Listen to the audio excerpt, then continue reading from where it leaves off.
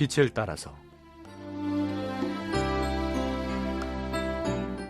빛을 따라서 매주 화요일 이 시간에는 서대문교회 최종태 목사님께서 말씀 전하십니다.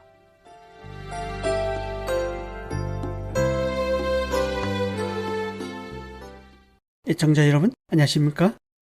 지난 시간에 이어 시험에 대해 계속 상고해 보겠습니다. 이번 시간은 말씀의 능력을 사용하라 라는 주제로 은혜를 나누겠습니다. 에베소서 6장 16절에서 18절입니다. 모든 것 위에 믿음의 방패를 가지고 이로써 능히 악한 자의 모든 불화살을 소멸하고 구원의 투구와 성령의 검 곧 하나님의 말씀을 가지라. 모든 기도와 간구를 하되 항상 성령 안에서 기도하고 이를 위하여 깨어 구하기를 항상 힘쓰며 여러 성도를 위하여 구하라.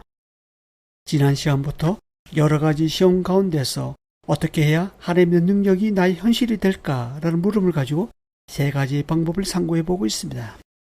지금 우리에게 하나님의 능력은 어떻게 해야 현실로 나타납니까?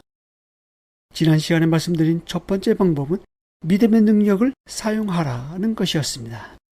오늘 말씀드릴 두 번째 교훈입니다. 말씀의 능력을 사용하십시오. 17절입니다. 구원의 투구와 성령의 검, 곧 하나님의 말씀을 가지라. 여기서 가지라는 명령입니다. 두 가지를 가지라고 합니다. 하나는 구원의 투구입니다. 투구 즉 헬멧은 머리를 보호해줍니다. 구원의 투구라고 표현한 것은 그만큼 구원을 강조하고 있는 것입니다. 사단은 우리 생각 속에 의심을 심어주고 죄를 짓게 하므로 구원의 기쁨을 잃게 만듭니다. 그러나 그리스도는 변하시지 않기 때문에 구원에 대한 약속 또한 변하지 않는다는 것을 알아야 합니다. 또한 구원의 투구는 이전에 구원하신 하나님께서 현재 여러 가지 시험에서 우리를 구원하시고 앞으로 닥칠 위험에서도 구원하실 것이라는 확신을 줍니다. 이러한 구원의 확신은 하나님의 능력을 입는 비결입니다.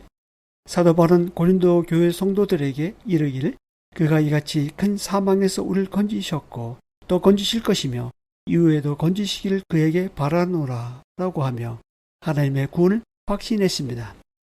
이러한 구원의 투구는 극한 위협에서도 우리를 안전하게 보호해주는 구원의 보증입니다. 그 다음 가져야 할 것은 성령의 검, 곧 하나님의 말씀입니다. 이것은 유일한 공격 무기입니다. 하나님의 전신갑주 중에서 허리띠, 호신경, 신투구는 한번 입으면 움직이지 않고 고정되어 있습니다. 반면 방패는 불화살이 어디에서 날아올지 모르기 때문에 긴장하고 있다가 날아오는 방향으로 움직여서 방어합니다. 그에 반해 검은 공격 무기로 자유롭게 사용합니다. 특히 성령의 검에서 성령은 검의 원천, 근원을 말합니다. 곧 성령에 의해 주어진 검입니다. 성령의 검은 선포된 말씀이나 성령이 생각나게 하시는 하나님의 음성을 뜻합니다. 사단은 하나님을 사랑하고 하나님의 말씀과 가까이 하는 사람은 함부로 공격하지 않습니다. 왜냐하면 하나님의 말씀이 두렵기 때문입니다. 반면 말씀과 멀어진 성도들은 사단이 좋아하는 주요 타깃입니다. 사단은 40일간 금식기도로 지쳐있는 예수님을 시험했습니다. 하나님의 말씀과 멀어져 있을 것이라고 생각했던 것 같습니다. 하지만 예수님은 마태복음 4장에서 사단에게 시험 받으셨을 때 성령의 검인 구약 말씀을 적극적으로 사용하심으로 사단을 떠나가게 했습니다. 예수님은 영적 싸움에서 말씀의 능력을 사용했습니다. 이처럼 대저 하나님의 모든 말씀은 능가하지 못하심이 없습니다. 얼마 전 저의 자녀 중 한 명과 대화를 나눈 적이 있습니다. 가까운 친구나 성도에게 상처되는 말을 하는 자신의 참담한 모습을 토로했습니다. 물론 미안하다고 했지만 그렇다고 엎질려진 물을 담을 수 없기에 자신도 불편하다고 했습니다. 그래서 저는 요한일서 4장 말씀을 사용할 것을 권했습니다. 그 말씀에 의하면 눈에 보이는 형제를 사랑하지 않고 보이지 않는 하나님을 사랑하는 것은 거짓말이라고 합니다. 눈에 보이는 지체는 하나님을 사랑하라고 우리에게 주신 선물임을 알고 그런 생각과 마음이 들 때 성령의 검인 하나님의 말씀을 사용하라고 했습니다. 그러자 그 아이는 마음의 평안을 갖고 자기 자리로 돌아갔습니다. 한때 저에게도 참담한 모습이 이어졌습니다. 특히 내적 싸움은 더 처참했습니다. 어느덧 로마서 7장에서 바울이 고백한 오라 나는 공고한 사람이로다. 이 사망의 몸에서 누가 나를 건져내라는 말이 저의 탄식이 되었습니다. 성령께서 말씀을 떠오르게 했지만 저는 그것을 사용하지 않았습니다.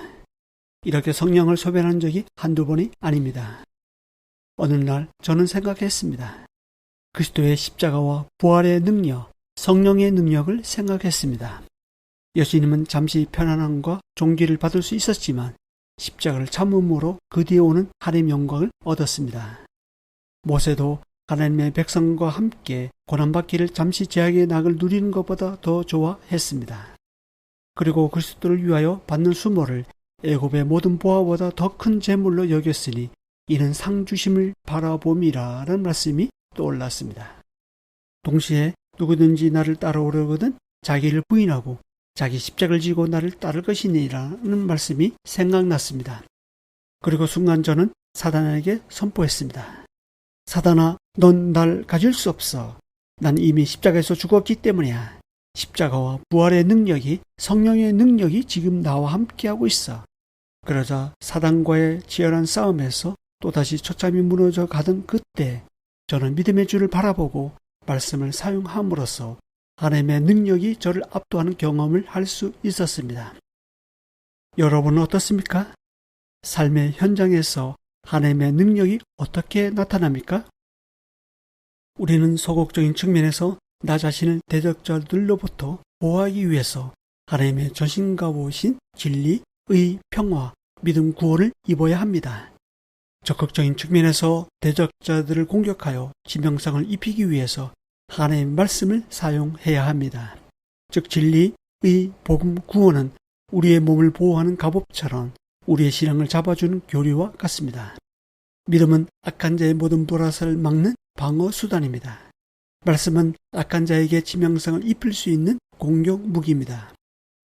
때로는 이런 하나님의 전신갑주가 우리 몸에 무겁게 느껴질 수도 있습니다. 하지만 염려할 게 없습니다. 주와 그의 힘의 능력을 덧입으면 됩니다. 하나님의 전신갑주는 마치 아이언맨의 수트와도 같습니다. 수트 자체는 고철 덩어리라서 사람이 들 수 없을 정도로 무겁습니다. 그러나 그 수트를 입고 동력을 이용하면 어디든지 날아갈 수 있습니다. 그리고 수트에서 뿜어져 나오는 화력을 사용함으로 적을 초토할 수 있습니다.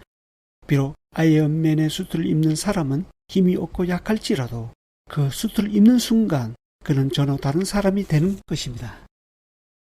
이 방송을 듣고 계신 애청자 여러분, 마찬가지로 하나님의 전신갑주를 입는 순간 우리는 전혀 다른 차원의 사람이 됩니다.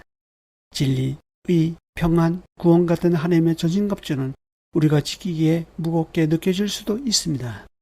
그러나 믿음, 말씀, 기도라는 동력을 이용하면 우리는 하나님의 능력으로 완전무장할 수 있습니다.